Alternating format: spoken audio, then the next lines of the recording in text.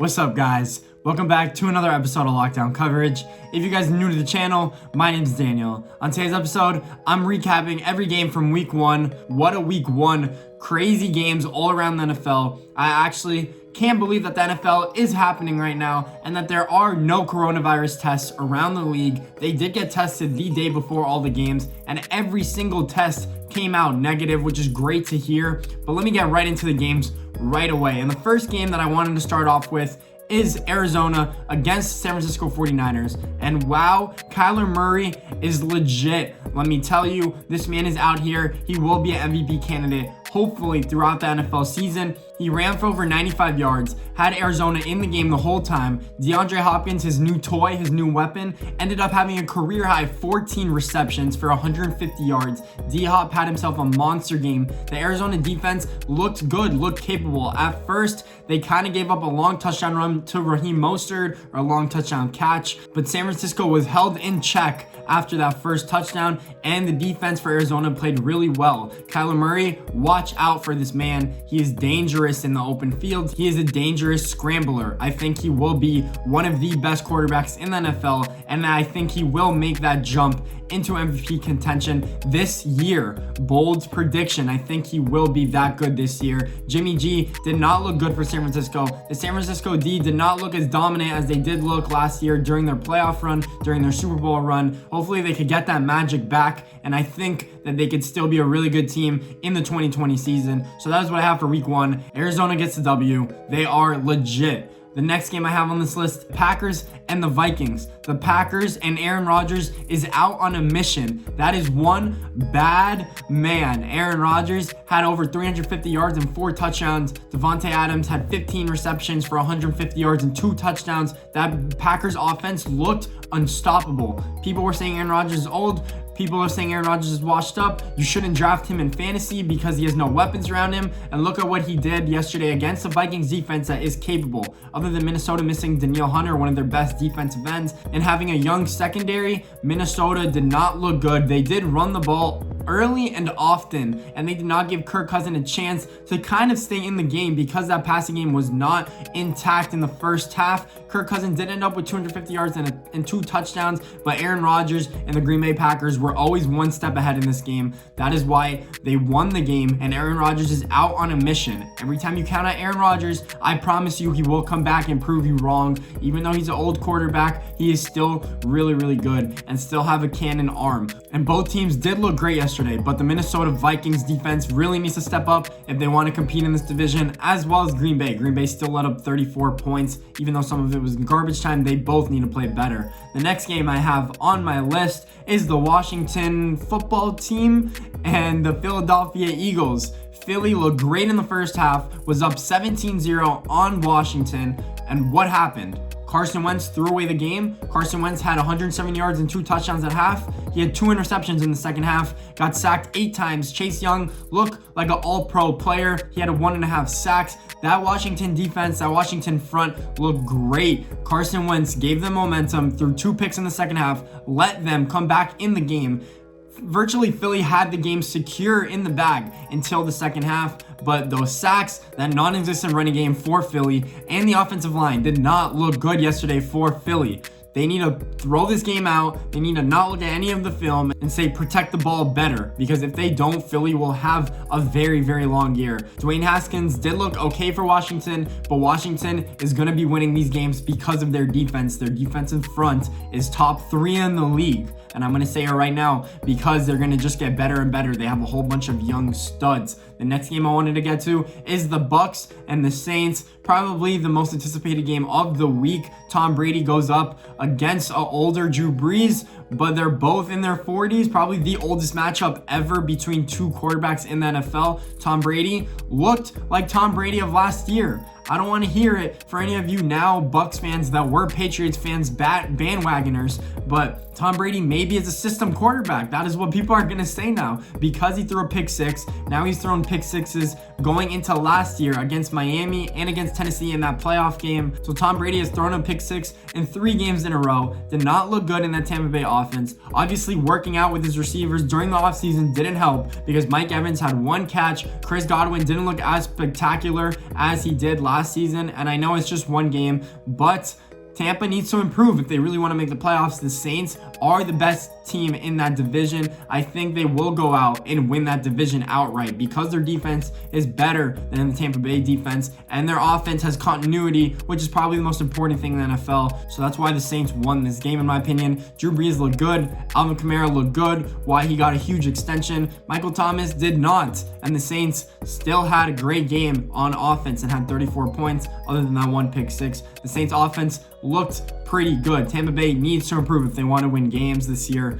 My next game on this list is the Bengals against the Chargers. And Joe Burrow obviously looked surprisingly decent for a rookie. He ended up having a long touchdown run, 23 yards. He did throw a silly interception to the Chargers defense. It was kind of like a shovel pass, but there was a guy right in front of him. He was not going to get the ball. I'm pretty sure it was to Joe Mixon out of the backfield. But Joe Burrow looked good. He led the Bengals to almost a game-winning drive, but they called the offensive pass interference on AJ Green. He did kind of push off a little bit in the corner of the end zone, but they still had a chance at a field goal, and their field goal kicker just blew the game, honestly. It should have been a tie game, should have gone into overtime, but Joe Burrow did look pretty good with no offensive line. If the Bengals had an offensive line, this offense, let me tell you, would be spectacular, but they don't, and Joe Burrow doesn't have any time to throw the ball. Watch out for the Bengals in a year or two if they do have an offensive line. Other than that, the Chargers and Tyrod Taylor kind of gave me the game I predicted them to give me. Tyrod Taylor has not flashed any particular improvement since he was in Buffalo, but we'll see what the Chargers do this year.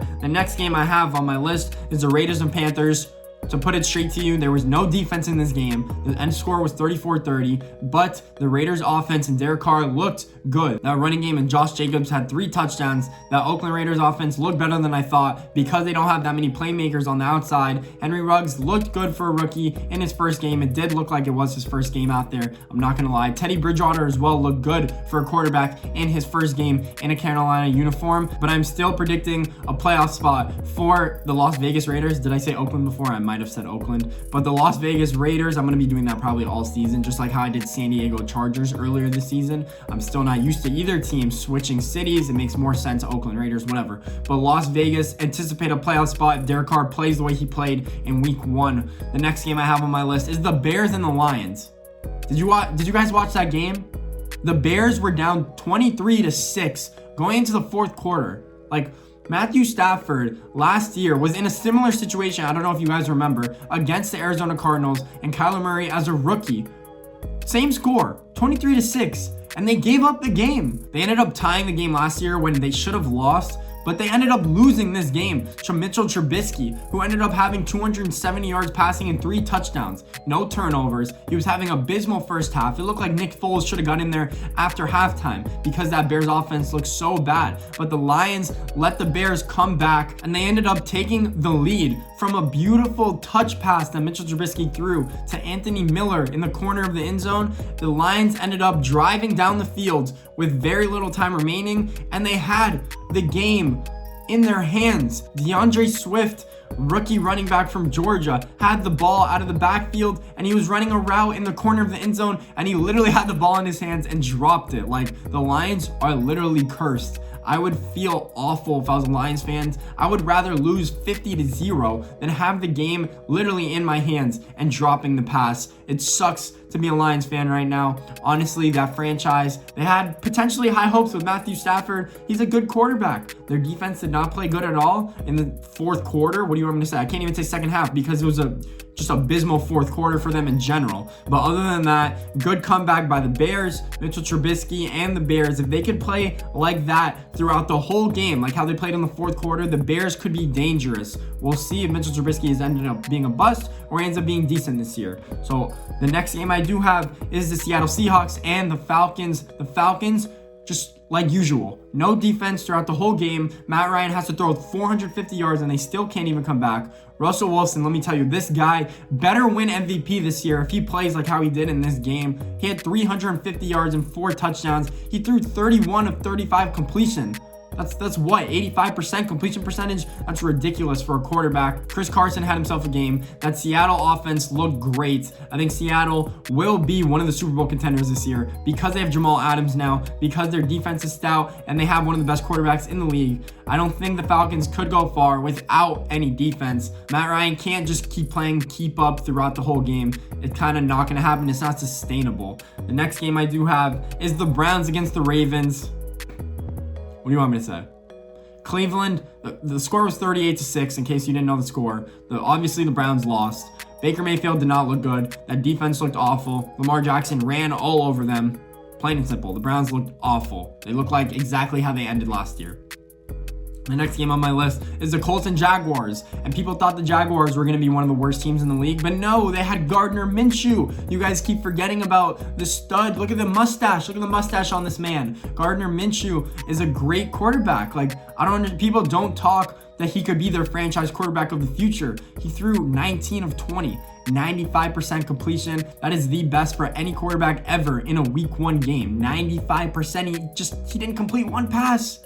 He had over 200 yards passing. He had 3 touchdowns in the game. He also rushed for a bit. The Jaguars beat Phillip Rivers and the Colts. And the Colts have a pretty good team. They have a good offensive line. They have a good front four on defense. They have a decent secondary. They have a good running game. They have rookies and T.Y. Hilton at wide receiver. And the Jaguars beat them. People thought the Jaguars were tanking for Trevor Lawrence, but no. Gardner Minshew is a stud, and I think he will be really good in the future. They might be able to build around him. I like what they did in week 1. The next and last game I do have on this list is the Cowboys and the Rams. And the Cowboys offense, which was the problem last year with Dak throwing 5,000 yards and they still only went 8-8.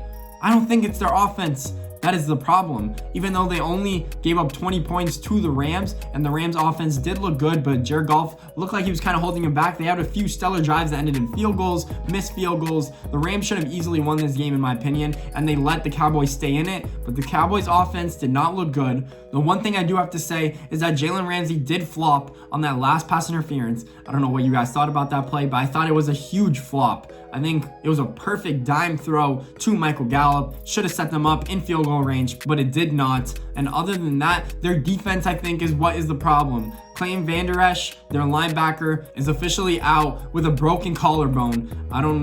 Just bad luck. Bad luck for the defense. Their defense is still stacked. They need to play better. They have the same offensive coordinator. Their offense is going to play the same as last year, in my opinion. They might need to run the ball more. Zeke had 20 carries. How many carries are you going to give Zeke? You're going to give him 25 carries. He's not going to have the season that you guys want him to have, if that is the case. The Cowboys need to fix themselves. I think their defense needs to play better and force more turnovers. They've been one of the worst teams in the NFL throughout the last 5 years of forcing turnovers. If they do better, then I think the team as a whole will do better. Dak Prescott will benefit more from that than anything. The Cowboys end up being 0-1. Jalen Ramsey and that Rams defense did look really good. Aaron Donald is still unstoppable. So that is what I have for my week 1 matchups. Guys, please be sure to like this video and subscribe to the channel. I'm going to be doing post games weekly, Dolphins videos weekly. Make sure you keep your notifications on so you guys know when the videos are posted. Thanks for watching, guys. Appreciate all of you.